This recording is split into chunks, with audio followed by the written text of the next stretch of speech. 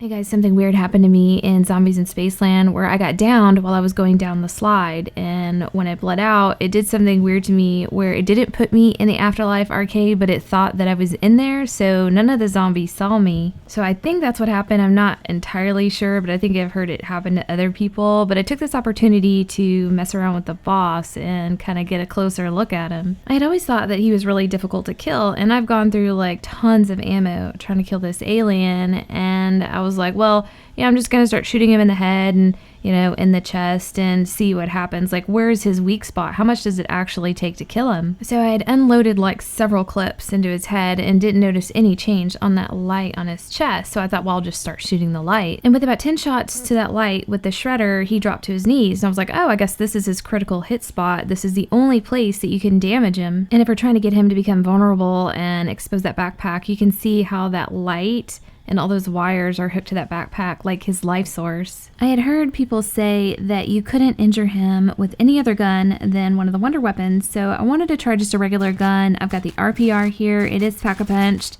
and I just shot at that light on his chest.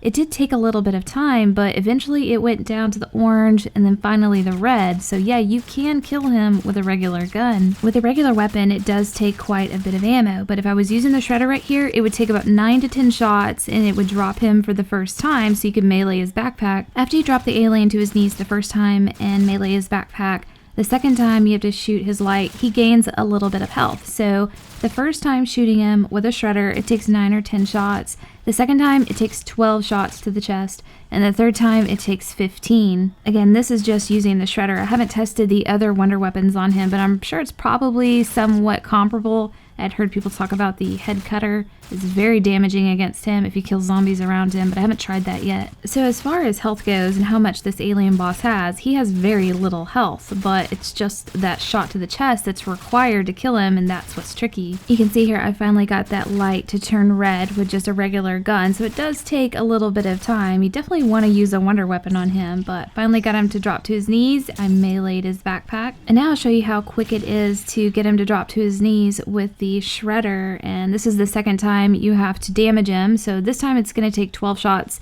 If I was using the shredder before, it would have taken 10, so I'm just going to shoot him 12 times to the chest right here.